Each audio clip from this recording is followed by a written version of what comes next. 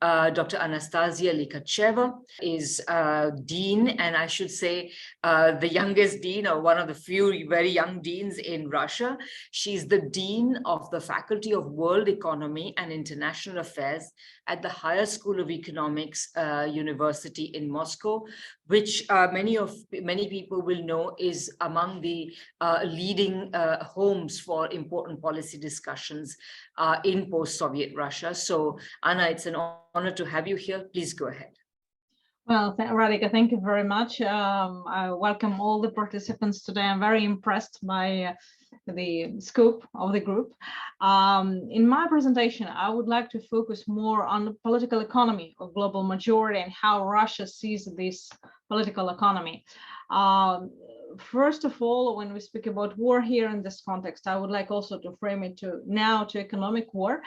And here it's important to stress it because when we try to analyze de-dollarization moves, new insurance formats, new suggestions that Russia and China, other BRICS countries do make through pure economic perspective, we can it can mislead us very easily, because when we speak about economic war, it's I consider it as a continuation of the policy by other means. So most of economic transformations and shifts that we observe now are driven, at least from Russian perspective, but I think it's very close to Chinese and Indian and African, are driven by political factors. And political economy of Russian relations with global majority is the only playground in external world when Russia now sees lots of proactive opportunities. If we speak about Russian-Western relations, it, in the best case scenario, the damage minimization policy, if we speak from political economic perspective. Moreover, the better and more solid this new political economic ties Russia manages to build and create with global majority, the worst will be for Western hegemony. That's how Russia officially considers this track. It's considered as a Western hegemony is considered as a threat following new foreign policy concepts that Professor Trenin already mentioned.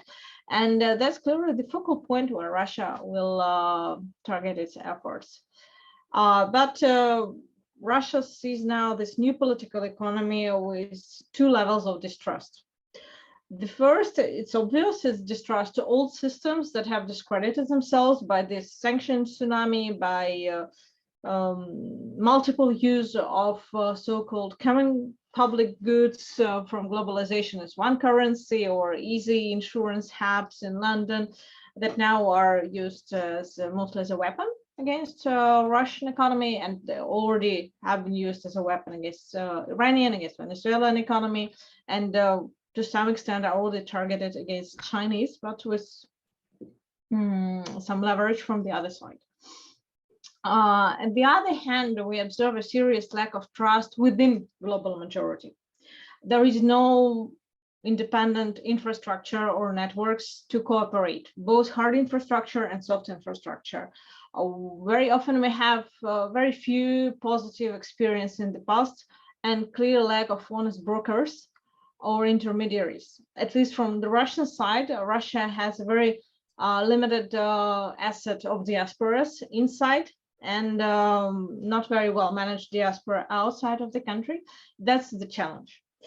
And the emergence or non-emergence of such infrastructure, of independent infrastructure for cooperation, to my opinion, it will determine this new international economic order. We can also look at it through the prism of decolonization. If we take a look at decolonization of the 20th century, and if we understand it as a redistribution of control over territories, we see that most of this redistribution led to localization of obligations to new sovereign states in Asia or Africa or Latin America. And the ability to extract significant profits were maintained by metropolis through this new global infrastructure. Moreover, if we take a look back for last 30 to 40 years, actually there have not been attractive alternative to participate in globalization. The alternative was very clear. It was backwardness. At the same time, now it's also popular in Russian discourse too to set the example of Iran, that managed to establish some new, very technologically intense productions, make some great success in some natural sciences, but it's to a very high extent the product of cooperation between Iran and China, and just the participation in globalization through the Chinese shoulder. However, if we speak about this new decolonization, that is now a very popular term in Russian foreign policy discourse, we can speak about localization of income and localization of development capacities, instead of just localization of obligations, this burden of obligations that many developing and underdeveloped countries faced for the last 50 to 70 years. It can be achieved only through the redistribution of control over networks. Not just the complete failure of dollar or euro, but the appearance of a substantial alternative to these dollar or euro-led networks and systems. Practically, it means that Russia expects and Russia hopes to contribute to appearance of new hubs, new logistics, new finance, new centers for certification or standardization, new stock exchanges closer to markets that Russia will cooperate with. So if we sell our diamonds mostly through Belgium right now, and it's permanently under the stress of new package of sanctions, it raises very clear question. If we strategically we plan to trade more with BRICS countries, with Asian markets, why shouldn't we not just expect that Belgium will be able to block the new sanction package, but to initiate the appearance of new diamond exchange in Kolkata or in any other, or in the Gulf states, for example. What is also clear, already clear for Russia, that tries to promote this currency exchange in national currencies especially for last 2 years, this new infrastructure within global majority, at least for first years, hopefully first years, it will be much less effective, much less convenient. It can be pretty clumsy compared to this universal global system that we used to rely on.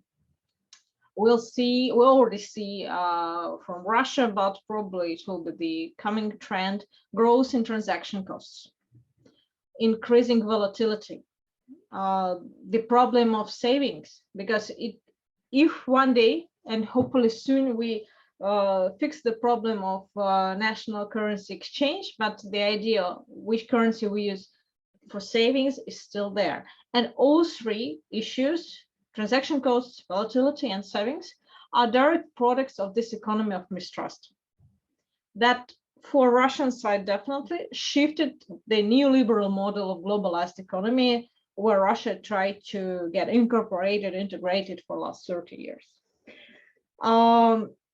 This new pretty clumsy system can emerge, but there is one necessary condition to make it real.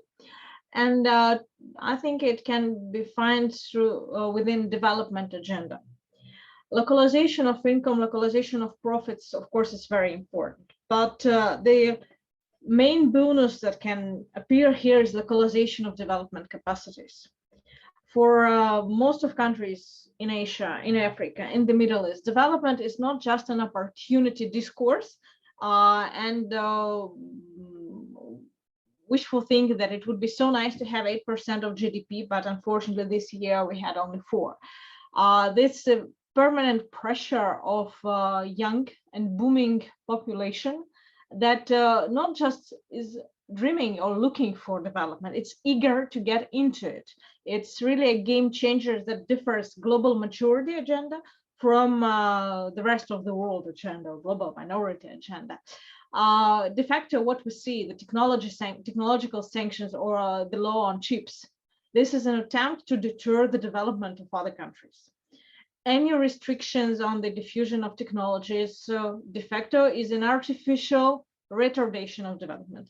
And to overcome this, we can even make a bet on clumsy, on new clumsy infrastructure.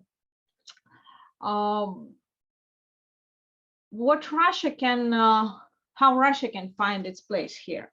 Russia, I agree with Professor Train that Russia considers itself as a part of world majority, but we have lots of differences with most of its countries. We don't yet feel this imperative of development so keenly. This imperative is not pushed by 40 to 60% of young population. When we travel to Kazakhstan, to Uzbekistan, not speaking about India or not so close countries, this contrast is very obvious. It's very vibrant. It's by many reasons: demographic structure, economic war, sanction pressure. We mostly focus on the firefighting in our economy, and it non-intentionally pushes us towards a bit different rhetorics than most of the global majority leaders. We have a pretty rigid migration policy, and it also makes some limitations here. But speaking about this development agenda, Russia is non-excludable player in global climate, in global energy, in global food equation. Even if we speak some new technological solutions, metals for them are mostly located in Russia. And what is even more important from political point of view, in the market of trust, we are one of the most honest brokers, just because by objective circumstances, the volume of sanctions and their long-lasting nature, they don't imply options for cheating for Russia. And it's very well accepted both in Russia and as we see among our partners in Asia, Africa, and Latin America. When we think on how this new infrastructure can be physically structured, can be physically built, I think that there are a couple of conditions that must be conducted and possible. First, new centers of redistribution. I already mentioned hubs and certifications, the principle that these hubs must be closer to the markets. And not only this, also any options for speculations and arbitrary also have to be closer to consumers. We can't build a new system completely without these side dishes of international economic interactions. And we also have to place these speculation centers closer to the markets, starting with very easily countable issues like gold or diamonds or metals. If we speak about this new house, we have to speak about joint ownership, because the most of the problem with the existing system that Russia faced, that Iran faced, that Venezuela faced, that China is aware of, is this checkpoint effect, that one country can easily cut the part of the network by its power of control of this network pivots. So joint ownership of ports or hubs or representative participation in these new centers that elaborate standards is critically important.